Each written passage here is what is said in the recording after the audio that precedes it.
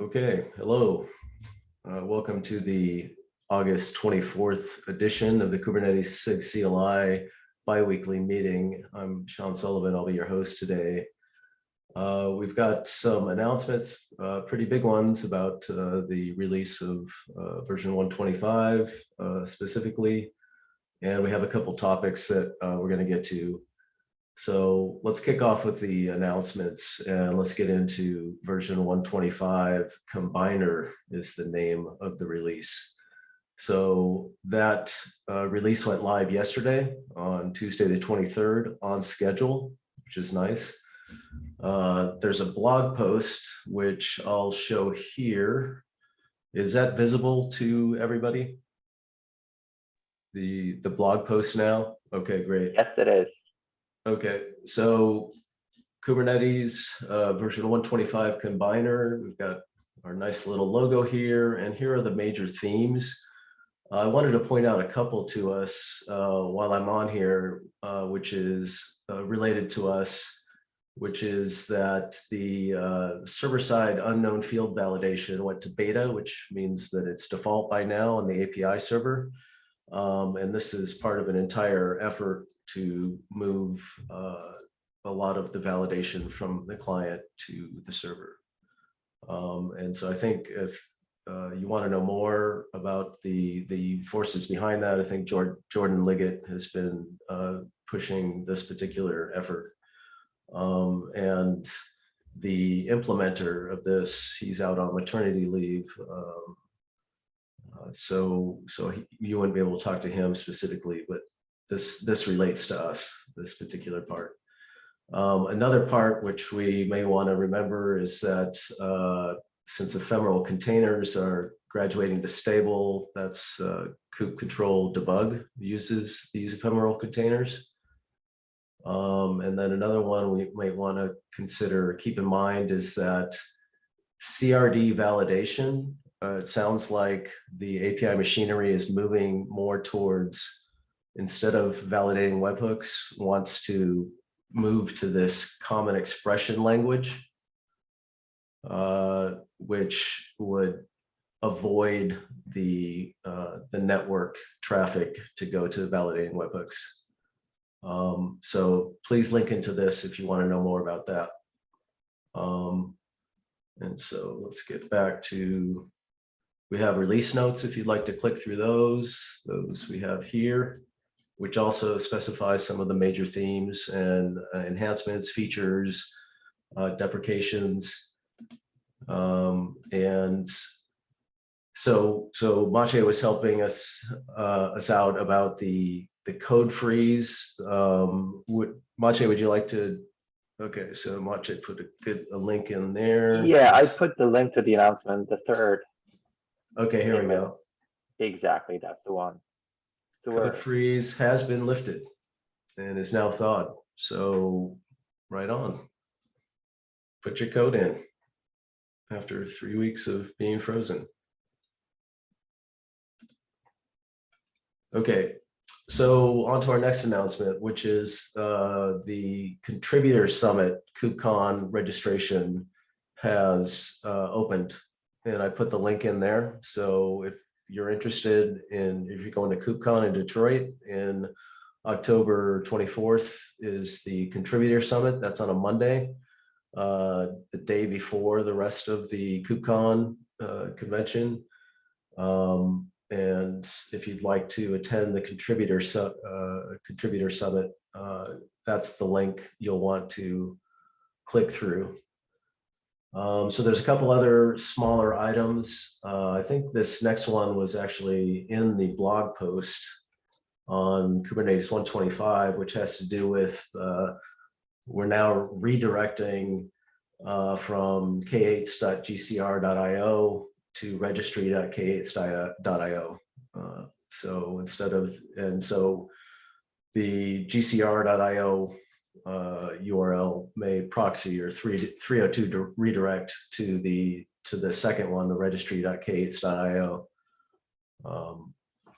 And I think I put in there September 8th, but it may have actually happened with the release yesterday. So let me see if I thought I saw something. Yeah, here it is. The container registry service has been moved from k8s.gcr.io to registry.k8s.io. And if you're interested in the next release team, and you want to start off as a shadow, then there's a whole bunch of links here that you can click through to look into that opportunity. And so Eddie, you've done release team work. Did you find that valuable? Yeah, the release team is a great experience. If anyone is really wanting to get more involved upstream, and maybe not specifically SIG CLI, it's definitely a good on-ramp to all the parts of the project. It does take a lot of work though, and my caution to new folks to the project is don't sign up for everything, every opportunity that comes along. Like pick a few things and stick with them and get good. But yeah, highly recommend the release team. Cool. Okay, so why don't we move on to introductions, where we provide some space and time for those who are new or haven't been around for a while, or anyone who'd like to get to know their colleagues in the SIG CLI better. You can introduce yourself and say hi. And of course, if you don't want to, that's not necessary either.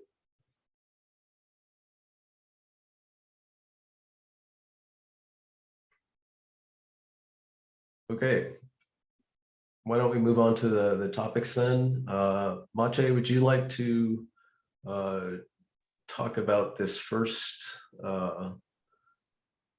concurrency issue with? Yeah, I see Martin is on the call, and he pinged me about the topics. I'll let him speak, and I can provide some guidelines. I've been thinking about it for a bit and have some ideas. So I'll let him speak, and I can add a bit of details. Can you hear me okay? Yeah, I can. Thanks for joining us. Cool. So I'm working on the ACS, also known as Stackbox operator at Red Hat, and we found a flake in our test suite, which after debugging for like a month turned out to be a race condition. Due to the REST client getter that we were providing to the CLI runtime package resource package. Turns out this package requires this client getter to return a new client every time, because the client is mutable and basically specific to every so the config it provides is mutable and specific to every client that's instantiated. But the implementation we used, which was part of the Helm operator library, provided the same instance every time. And when there are multiple clients concurrently using it, bad things happened. And so there's a few ways to fix it. The implementation was already fixed by cloning the config, but it seems to me that there might be many more users of this interface, and we should either document the good way to do it, to use it, to provide such implementation of the REST client getter. However, this will likely not fix any of the implementations which are already written, because if they work, then why read the docstring, right? Of something you've already done. So maybe we should consider cloning the REST config ourselves, or doing something even more crazy, like invoking it and making sure it actually returns a new instance every time. This interface seems to get used, or like something like this interface seems to be used in other places as well. So I just wanted to hear the community's ideas about this issue. So just so I understand correctly, the standard implementation of this REST client getter interface, the config flags, it does it correctly, right? It copies before it returns. And so, so that's why we haven't seen that. It's these other implementations of the interface that, and it wasn't documented that it needed to be cloned. Okay. So a little bit of background, as I was looking through that issue and then processing that in my head over the past couple of days. The CLI runtime, when we initially extracted that from the current kubectl code, it was meant for the CLIs. So that's where the current flow and the current way of doing things is implemented this way because it was the easiest and the simplest approach that we could take. And it was mostly the approach that was already implemented for kubectl. And just like Martin pointed out, it's fine if you're talking about CLIs, which are meant to execute whatever functionality they have complete, and rarely they will rarely they have issues when you will be running multiple threads in those simple CLIs. Of course, the end goal isn't for CLIs to be only meant for the CLI runtime be only for writing kubectl-like commands, and definitely starting with the docs clearly pointing out that this is not thread safe, and that you and what you should be doing to ensure the thread safetiness. In parallel with that, I would really like to see. I'm seeing two possible ways of addressing this problem, and I'm not sure which one would be the best because I haven't looked that deeply through code and which is feasible in the first place. So the two things that I'm thinking of is either creating an entirely new implementation that will be thread safe, and the downside is that we will have to maintain two implementations. And sadly, the new implementation would not be primarily using kubectl, although it could eventually. Or, if possible, add or fix the current code such that it is thread safe. I'm not 100% sure if fixing the current implementation is possible. Martin pointed out that the builder pattern that we are heavily relying on for constructing the builder will be the most problematic bit, and I'm not sure if that's feasible. But maybe we could, in the least invasive way, fix and address this problem. So if anyone is interested in working on this, I'm more than happy to review the PRs and see what's possible. The CLI runtime, like we talked about it a couple meetings back, is due for a refactor since it wasn't touched. Since the day we extracted that as is from kubectl, I don't know, it was like 2-3 years ago, maybe even more. So it's about time we pick it up and address the problems. There's been a couple of them with regards to the structure overall and the ability to extend it. And this is another case for an overhaul for CLI runtime. Not sure if anyone has any other opinions or suggestions that they want to share with the group.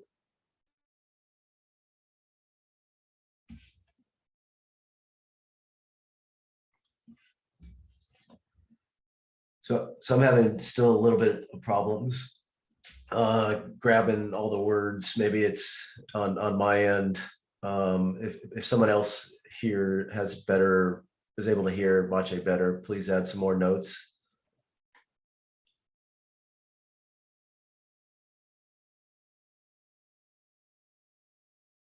I'll update the notes in the agenda. Okay, cool. Thank you. So yet another thing I thought about. Part of the problem seems to be that this REST config is partially things that are conceptually immutable and could apply to any client that's being created concurrently. And part of it are specific to a given resource that the client is operating on currently. So I don't know if we want to go that route, but maybe refactoring the Rust client to get rid of this dichotomy would be a good idea.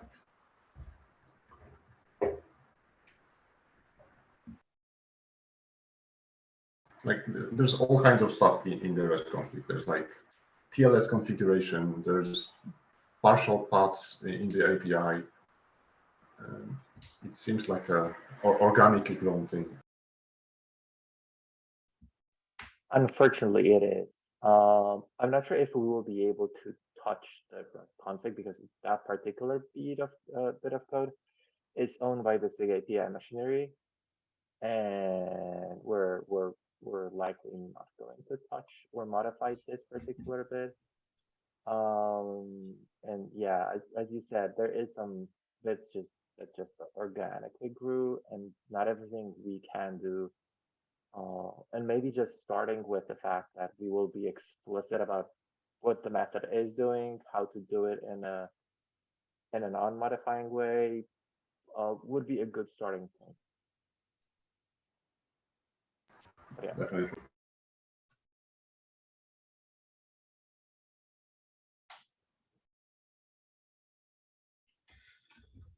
And so one thing that we can all agree on is that we can add some better documentation. Does that sound reasonable for that particular interface for as a major note to any implementer for that interface?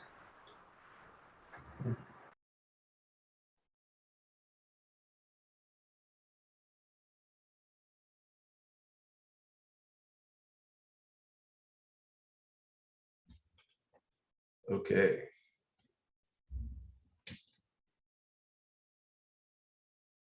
So are we ready to move on to the next topic, or should we, or are there other aspects of this we need to discuss?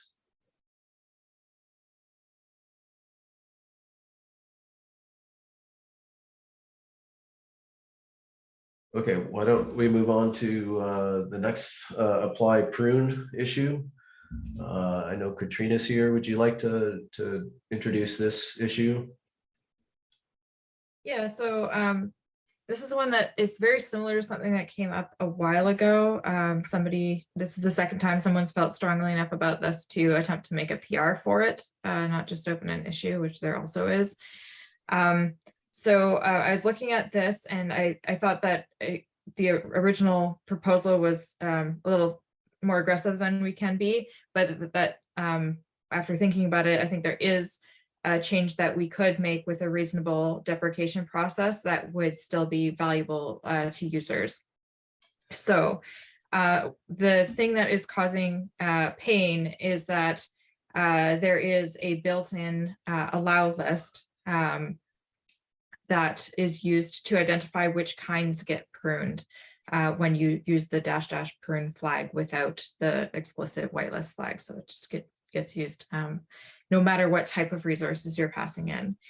And when you use the -n flag, or whether you use the -n flag or not, it always uses the same list of kinds.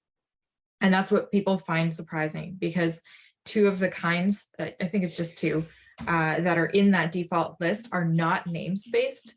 So you can run a command with -n that then prunes a bunch of global resources, persistent volumes, and Namespace and persistent namespaces volume. themselves, right? So pruning a namespace is catastrophic.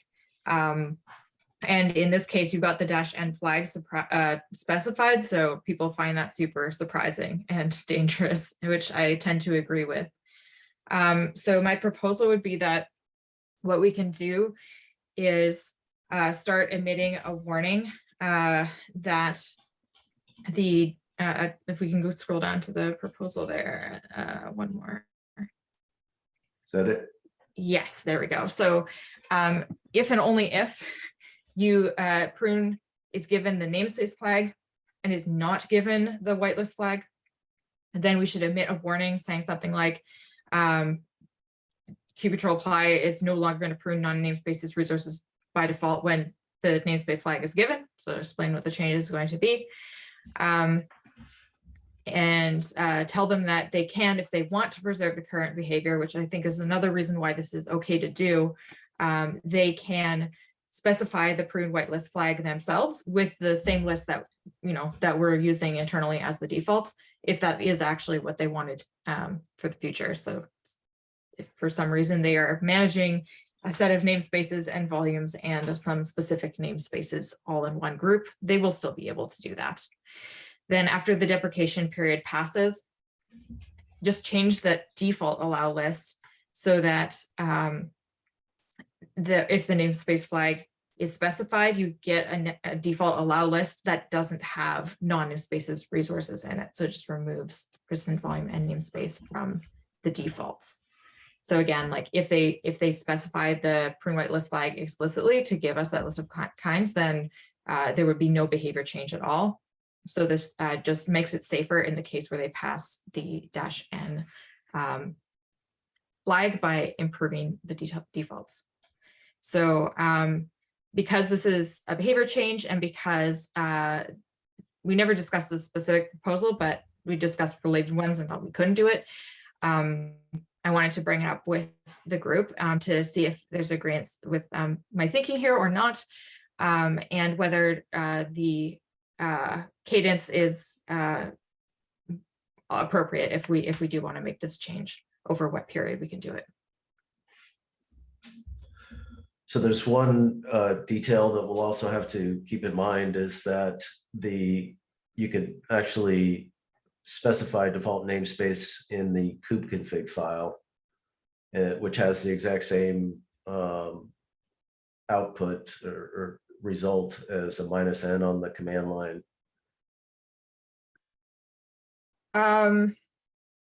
Does it in the case of apply? Like if you think of the scenario, there is a scenario that has actually been discussed in this issue where if you have namespaces specified in line in your config files, and it conflicts with the flag, then we actually error out and refuse to apply those conflicting namespaces. Whereas if it is just a default in the Cube config, that is not the case. The namespaces will just be used from the files and it will continue on. Okay, yeah, that'd be something to, I thought that it had the same exact output as putting it on the command line, but maybe there is some slight differences. Yeah, I'll let me do some experiments to make sure that what I said was true, and if not, I'll get back to you. There's one tiny note that I noticed in the PR. There's a hard-coded list of resources that I very don't like. I'll probably, instead of doing this hard coding that particular list, to read that particular information from discovery. We have that information, whether a particular resource is a non-namespace or namespace one, because it's fine for the built-ins, but as soon as you start working with CRD, and even if in our case, removing in namespace, as you said, Katrina, will be disastrous, in a similar fashion, there can be a third-party CRD that is non-namespace, which will have a similar effect in this particular cluster. Right, but the only way we would end up touching a third party, because of the way this feature is designed, it's not designed great, to be honest, but is that somebody explicitly told us they used the prune whitelist flag and they explicitly told us to prune it. So at that point, we don't care if it's namespaced or not because we have to prune it because they told us to. Okay. Okay. I do agree with you though that hard coded list in principle is not very nice. Yeah, I'm trying to get rid of those lists. I know that we have them a couple of places, and ideally, I would like us to have them anywhere at all. Yeah, and this one is there's a lot of things to not like about the way that pruning works. And that's one of them for sure. There's a tool that I worked on open source for my company that uses Prune under the hood, but to make it safer and to make it worth custom resources, it actually uses discovery, just like you're saying, Mache, to figure out what namespace and non-namespace resources exist. And then based on whether it has like very separate namespace and non-namespace operations, because that's its opinion, like you should do that. That's the way to be safe. So it constructs dynamically the appropriate allow list to use with the commands to feed in, and it never ever uses these defaults that I'm proposing to change, which I think nobody should ever use, but if somebody does, I would like to make it safer. I have to give the PR a read, so I'll keep the tab open, but I am always in favor of aggressive changes to make people not shoot themselves in the foot. So preemptive +1 from me.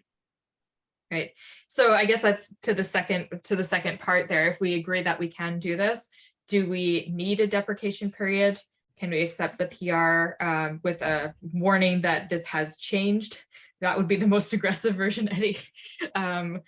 And if we do need deprecation period, how long do we think for this sort of change? It is in alpha, technically, exactly, but it's been in alpha since like 1.2 or something ridiculous. So there are certainly people that are using it, and that could be a reason to treat it more carefully than the alpha policy says. Yeah, especially that we've been advertising apply very heavily. I'll probably, even for particular flags, I'll probably try to keep it a little bit longer around, especially that just recently somebody pointed out that me changing the version command and the default in the version, that it should be done in a more extended way, that we are deprecating and then changing the default, and again deprecating and only then changing. So I'll probably follow the same guidance, especially that when it comes with version, I'm less worried that somebody is relying, and if they are relying, they should be relying on something like JSON YAML output to have a machine parsable and not the human readable thing. But for this particular one, I would probably be a little bit more careful and add this one extra release, and if possible, a blog post describing why, what, or what, if someone is capable of doing it. So yeah, but yeah, all in all, definitely, yeah, go. It should be strictly safer, at least, like it's going to not delete things if somebody misses the change.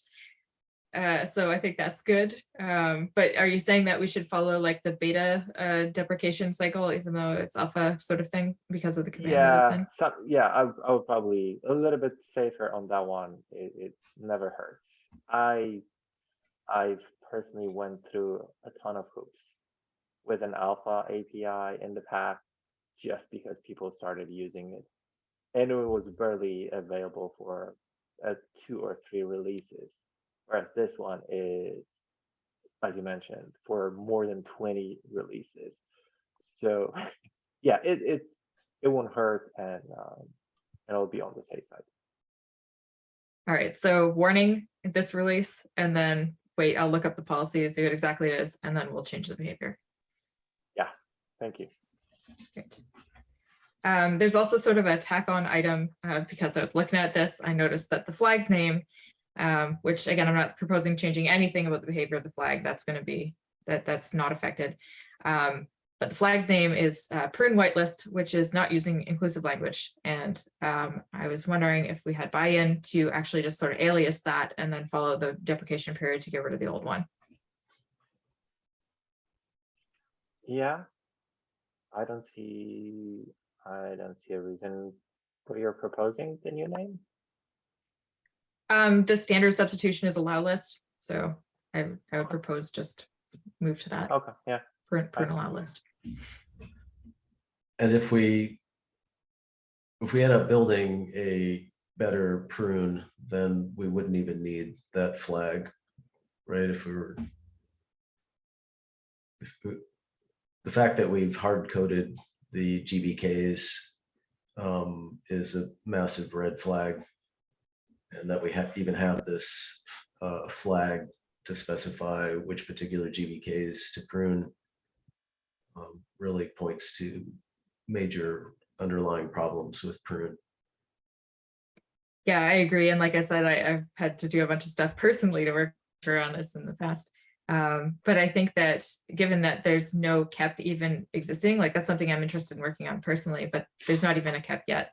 That's partially my fault. I should get on that.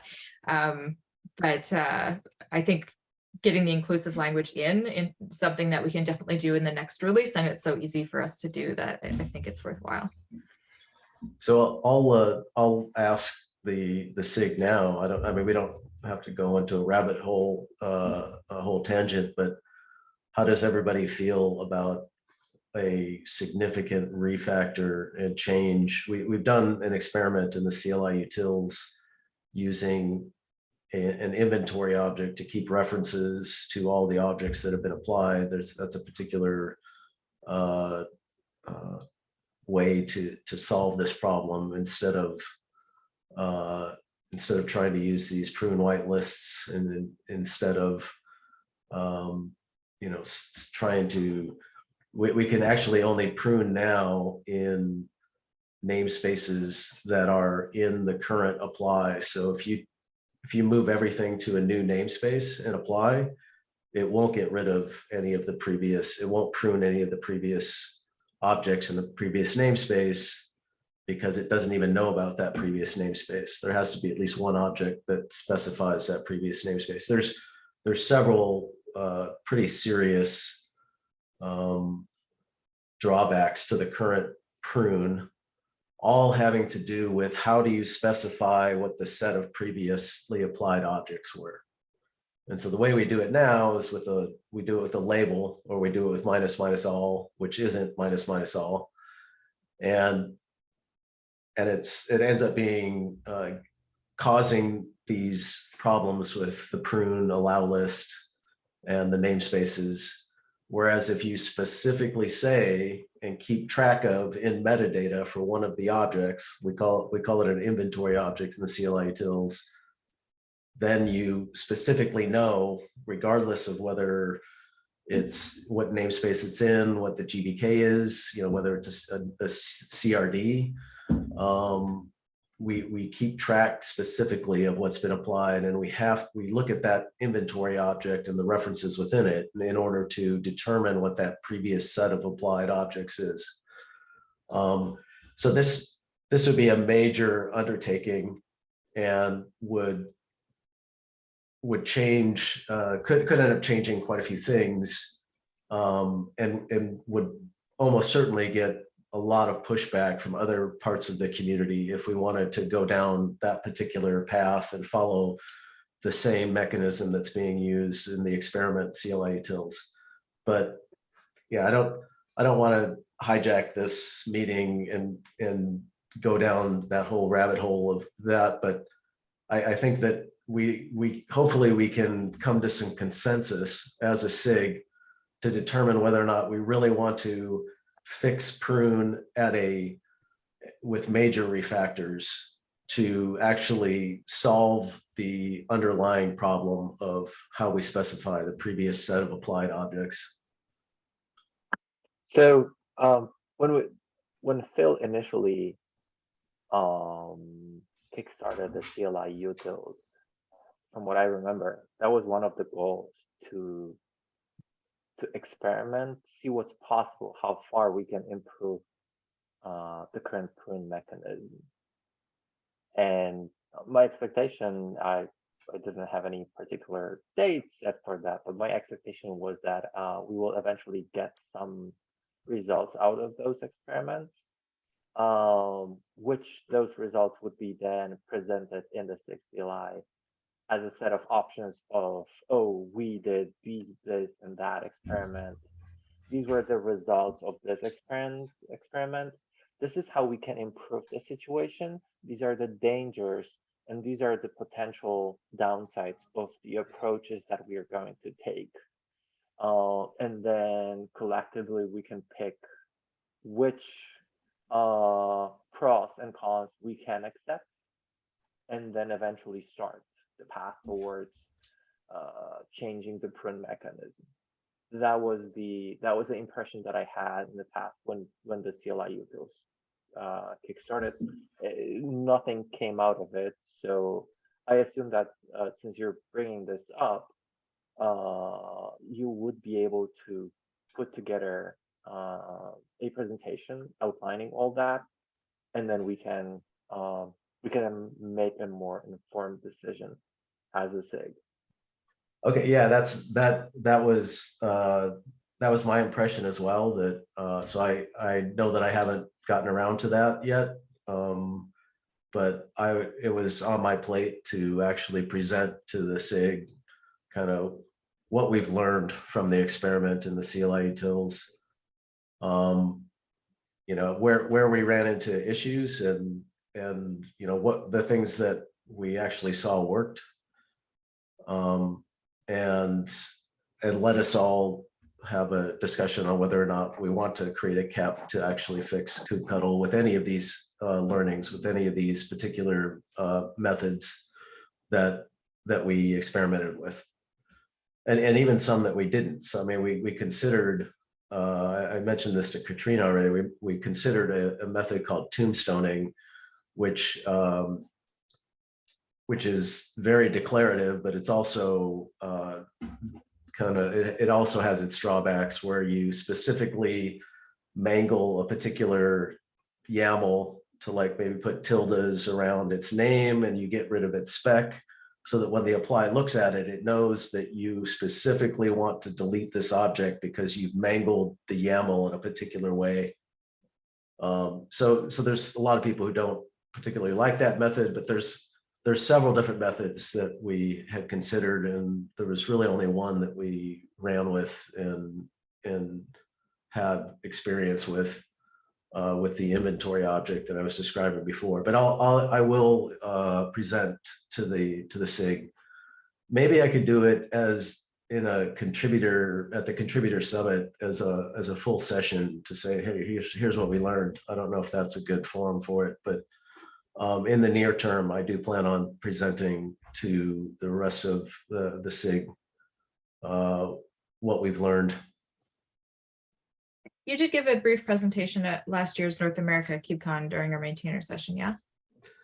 I talked to all of you, and Eddie in person, I think. Oh no, you're right. I think I talked about the problems with Prune, but not necessarily what the possible solutions were at the last Los Angeles KubeCon. Okay. I also agree that we need to do something around this, and getting the information back from the experiments is just like, okay, obviously something that sounds great.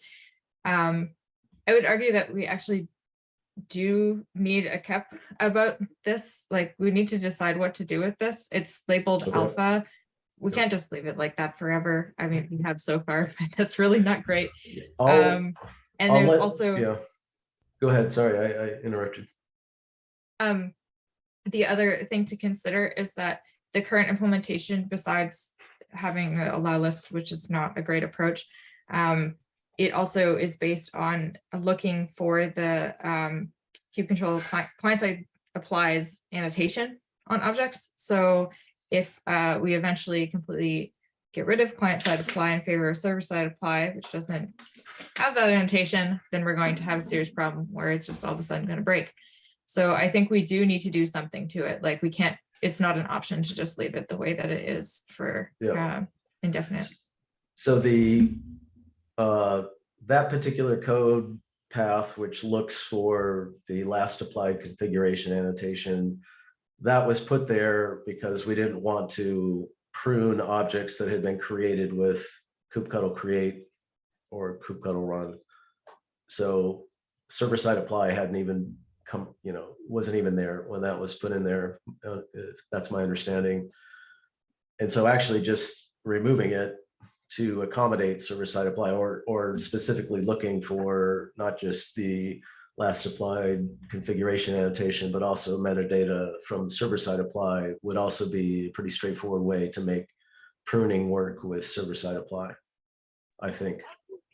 Yeah, there's a concept of ownership, like did apply actually own this object? And now server-side makes that concept more sophisticated, where ownership becomes at the field level rather than the object level. So I think there's a question there of like how like what should we look at to determine ownership if we stick more or less with the current approach and just make it less bad. Like I think that's what the KEP needs to decide. Like, did the experiments yield something that we can actually move towards, or do we need to graduate the current approach as much as we don't love it? Like, what's the best that we could do with this?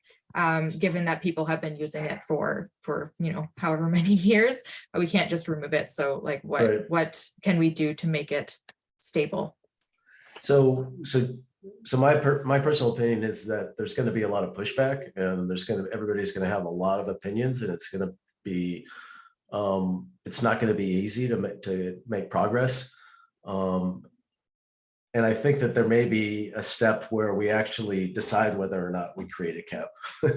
To be honest, I think that there's the danger that if there is so much pushback in the community and even pushback within the SIG, I wouldn't be in that camp, but if there is, then you could put a lot of time into a KEP that goes nowhere, and it may be there's a pre-step to determine whether or not that's even going to be acceptable to the community. But my point is that we can't do nothing. So whether or not we do something ambitious is kind of a separate question. Like that would be a detail of the proposal in the KEP, and the KEP would be saying, look, there's this problem, we actually have to solve it one way or the other. To make it clear and explicit to everyone involved in this discussion that like a no-op and leaving it the way it is actually is not workable. It's going to break things. If we just leave it like that, people will break. Well, it's been that way for 23 versions, right? So well, but my point about server-side apply, right? We need to work on this command. It will break if we leave it as is. Okay, I'll take that. Let me put that in the meeting notes.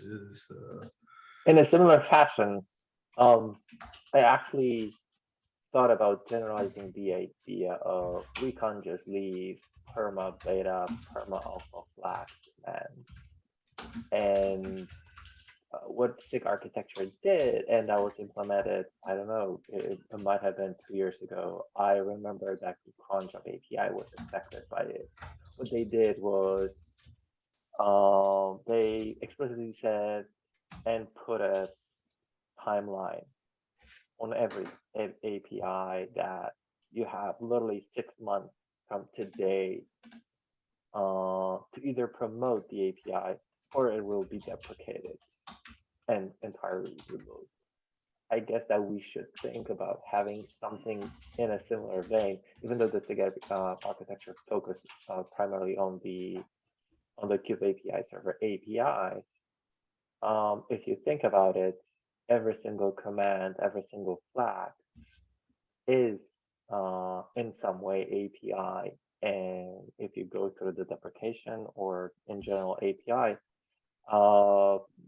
policies, the CLI has its own section, and we should probably think about it and figure out a way, in the general way, how kubectl should start treating those commands, because there are places where we have certain flags or certain functionalities in a perma beta or even perma alpha state, and we should be explicit that, oh, we're going to work on it or we're going to entirely drop it, and a clear path towards one or the other would be a good signal. And if there's someone interested in pushing this forward, good, push this forward. If not, we're going to drop it.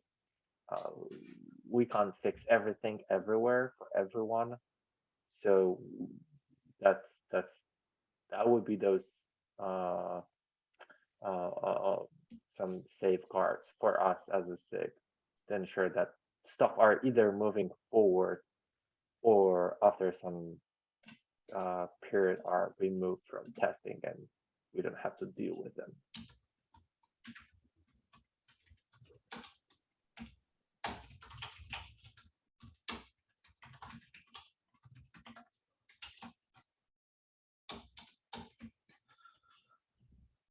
Okay, well, I'll take that as an action item for me to create the presentation on what we've learned on some of the ways forward to fundamentally better the apply prune.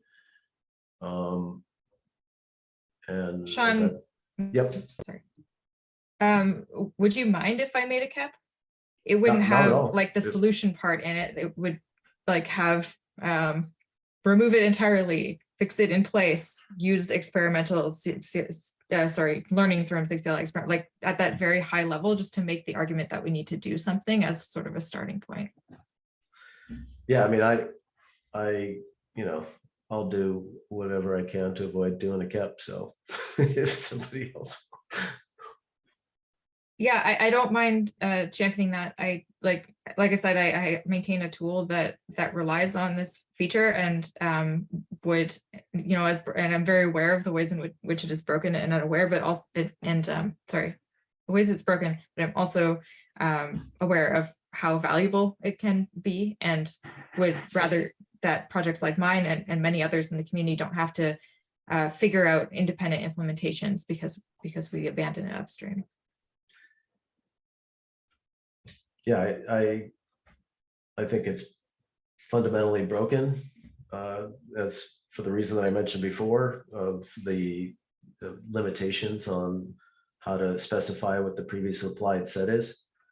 And I think that you're going to get just like, so I think that you and Mache have the final word on it because you guys are the TLs for SIG CLI.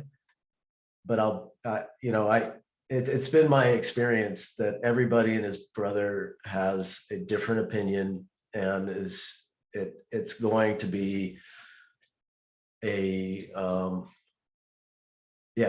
be a quite a political act to try to get a fundamental change that really fixes this. I'd love to see it happen, and I think that we shouldn't underestimate the power that we have, because this is what we own. Yeah, and I'm hoping that framing it as like we need to do something, here are our options, instead of like an option is to leave it in permanent alpha, because from the SIG's perspective, like I think that's unacceptable. So we need to pick a way forward explicitly, and instead of sort of leaving it in limbo. I'm hoping that framing would help. But I agree with you, Sean, that that's been controversial. I saw the previous attempt at this, and yes, there was a lot of discussion, and then it just dropped. So yeah, I'm aware that this will be difficult. Thank you for the warning. Okay. So does anybody want to, so can we move on to stand-ups? Okay, does anybody want to volunteer for any stand-ups?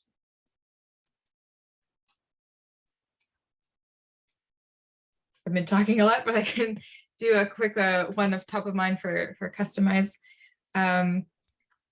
There is an issue that we have sort of in line with the general SIG and even actually general Kubernetes initiative to improve code quality and make sure that we have adequate testing of all the features we're supporting. There's one particular sort of group of features that are under tested in Kustomize, where it basically enables you to specify a remote customization, and then it will process it. So the standard thing is you have all your config locally, reference another customization of your tree, but it's all local. But yes, this feature lets you like point to GitHub, say, and we'll pull down a repo for you and build from there. So that whole sort of area is under tested, and we want to improve that. And we actually put a code freeze on the loader that implements that functionality until there's better testing in place. So somebody has stepped up to try to test one class of the under tested code, which is the use of SSH protocol to retrieve those customizations from GitHub. The problem is that we don't have in our CI the ability to actually pull from GitHub other than via HTTPS, because GitHub. So to rewind a step here, we have two different ways that we run tests. We use Prow for a few things, and then the majority at this point are running in GitHub Actions. The GitHub Actions by default gives you a token that you can use that allows you to clone a repo, a public repo over HTTPS, but it doesn't give you anything to be able to do a clone by SSH, which we need to do to be able to test this. So we were exploring some different options, and here we go. Let me see if I can pull up the PR real quick. One of them would be to commit an SSH key into the test suite, which seems kind of sketchy because that's an identity. So if it might be attached only to a read-only token right now, but there's no guarantee that that will continue to be the case. So from that perspective, I don't love it. Then the other approach is to switch the CI over to a sort of a more dangerous version of GitHub workflows that allows secrets to be read from the workflow. And just so that we can expose this one secret that is currently a read-only token. So anyway, I don't expect to actually resolve that on this call. The reason I'm mentioning it as stand-up is that if anyone has experience with this sort of thing, running either just more advanced GitHub Actions, or specifically with running, or in Prow, actually, that could be an option. If Prow has a safe way to do this that I couldn't dig out of the docs, something rings a bell for you, please reach out to me on Slack, because we're trying to figure this out. And I'll drop, once I find it here, a link to the discussion on the customized repo for anyone interested to review if there's somebody who can help us out. Just planning on posting this in SIG testing to see if I could get some opinions there. Any suggestions of where to get help as well would be welcome. Katrina, have you asked anyone at GitHub about this yet? No, I can't say I know anybody at GitHub. Okay, we talked to the GitHub Actions PMs a bit, so I'll pass this on to them, see if they have any ideas for you. Oh, that would be awesome. Thank you. I found the link. Here's the in the chat. I'll put it in the notes as well.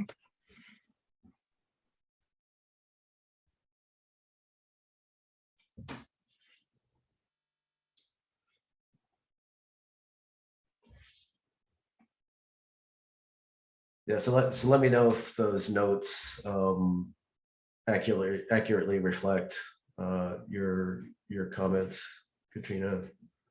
Thanks. I'll take a look. And thanks for giving us the update.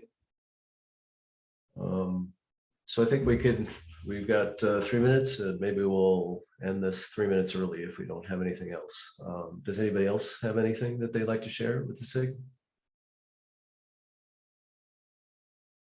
Okay, thank you very much for joining us, and we will see you within the next 2 weeks for the bi-weekly meeting, unless we have the bug scrub next week, or is that the 1 week off? Okay, we'll look at the schedule. See you later. Thanks all. Yep. Hey, Sean, don't jump off after